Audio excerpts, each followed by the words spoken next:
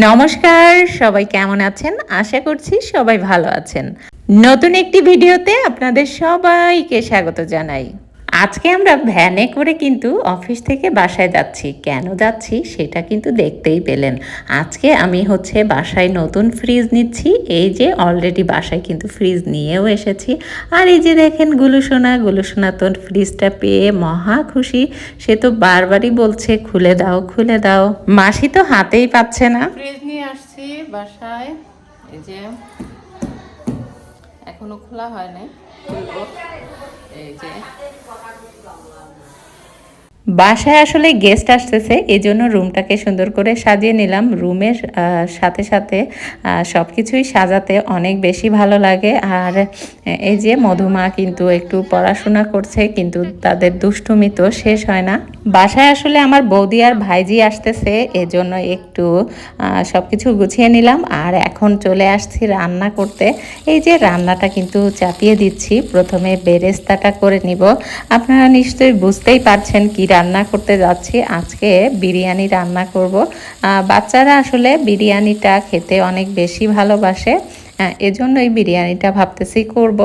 আর এই যে বেরেস্তা কিন্তু রেডি হয়ে গেছে। এখন বেরেস্তাগুলা উঠায় রেখে এইটাতেই সব কিছু বসিয়ে দিব।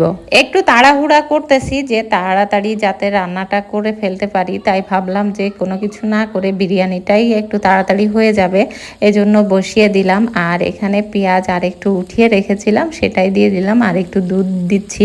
মানে আমি আসলে আমার মতো করে রান্না করার চেষ্টা করতেছি। জানি না এক একজন এক একভাবে রান্না করে, এক একজনের রান্নার স্বাদই এক এক রকম। তবে এভাবে যে রান্না করছি, এভাবেও খেতে আমি প্রথমেই এভাবে রান্না করছি। এর আগে অন্যভাবে রান্না করেছি, কিন্তু খেতে একই রকমই লেগেছে। কোনো রকম পার্থক্য মনে হয়নি আমার কাছে। তবে আমার বিরিয়ানিটা আসলে এখন মনে হচ্ছে মাঝে মাঝে যে আমি আসলে এখন পারফেক্ট রাঁধুনি হয়ে গেছি।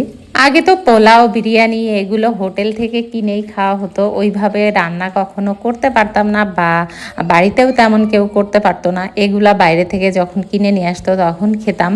আর এখন নিজে হাতে রান্না করতে পারি, বাচ্চাদেরকে খাওয়াতে পারি, বাচ্চাদের আবদার পূরণ করতে পারি। এই মানে ভালো লাগাটা অনেক অনেক কিছু। আপনি যাই রান্না করেন না কেন, মশলাটা কিন্তু সুন্দর করে একটু কষিয়ে না নিলে মশলায় যে কাঁচা কাঁচা গন্ধ থাকে, তাহলে কিন্তু একদমই খেতে ভালো লাগে না। তাই আগে আপনার সবথেকে বড় বিষয় মশলাটা সুন্দর করে একটু সময় নিয়ে কষিয়ে নেবেন। তারপরে মাংসটা বা মাছ যাই রান্না করেন না কেন সেটা দিয়ে দিবেন। আর এই যে আমার মশলাটা কিন্তু কষানো হয়ে গেছে। এখন আমি দিয়ে দিলাম মাংসগুলা। যে বাসায় ছোট বাচ্চা আছে সে বাসায় অন্য কিছু দিয়ে বিরিয়ানি করা সম্ভব না। এই যে ব্রয়লার মুরগিটা দিয়েই করতে হয়, কারণ বাচ্চারা এটাই ভালোভাবে খেতে পারে, নরম থাকে। আর যদি আপনি পাকিস্তানি বা লেয়ার মুরগি আনেন তাহলে সেগুলো একটু শক্ত শক্ত থাকে। এজন্যই আমি সাধারণত চেষ্টা করি ব্রয়লার মুরগি দিয়েই করে দেওয়ার জন্য, কারণ তাহলে আমার ছোট বাচ্চা আর ভাইজি আসতেছে, সেও ছোট, এই জন্য চিন্তা করলাম এভাবেই রান্না করে দিই। মাংসটা কিন্তু হয়ে গেছে, ওটা উঠিয়ে রেখেছি, ওই যে পাশে দেখা যাচ্ছে। আর এখন যে চাউল দিয়ে দিলাম, মানে বিরিয়ানির জন্য চাউলটা সুন্দর করে ভাজি করে নিচ্ছি। একটু যদি বিরিয়ানিতে আপনি চাউলটা ভালোভাবে ভাজি করে না নেন তাহলে কিন্তু ঝরঝরা হবে না। তাই অবশ্যই আপনারা বিরিয়ানি রান্না করার আগে চাউলটাকে খুব সুন্দর করে পানি ঝরিয়ে নেবেন আর ভাজি করে নেবেন খুব সুন্দর করে, মানে একদম একটু সময় নিয়ে 5-7 মিনিট সময় নিয়ে ভাজি করে নেবেন, তাহলে খুব ভালো হয়। আর এখন মাংসটা দিয়ে দিলাম, দিয়ে সব কিছু মিশিয়ে তারপরে পানি দিয়ে দিব।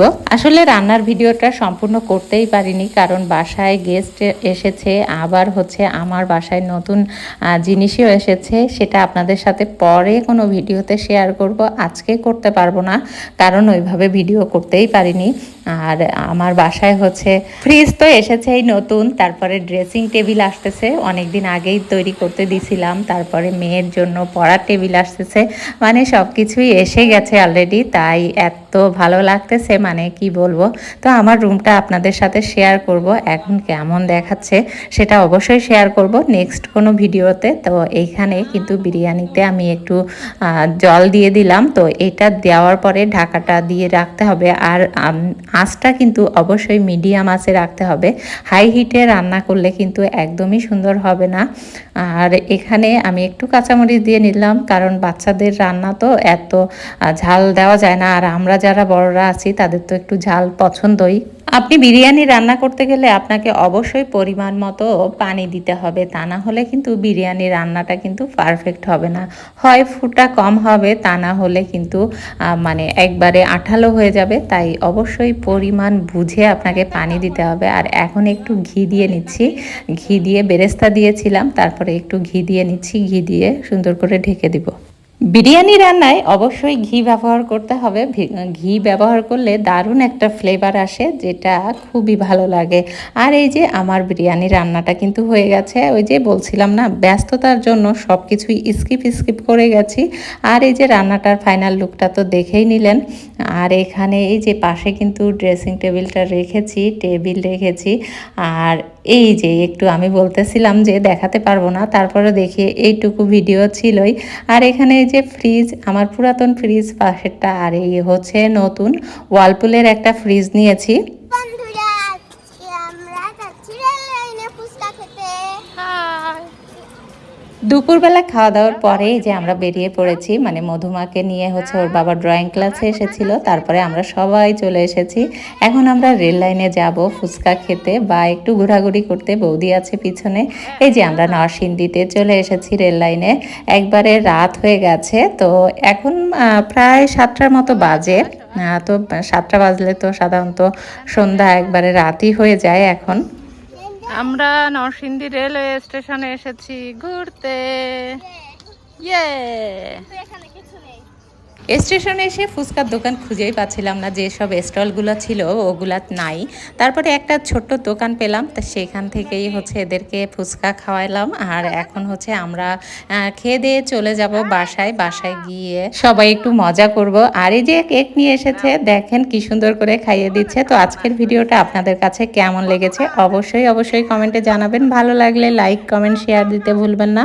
আর এই দিদিটার পাশে থাকবেন সবাই। ধন্যবাদ।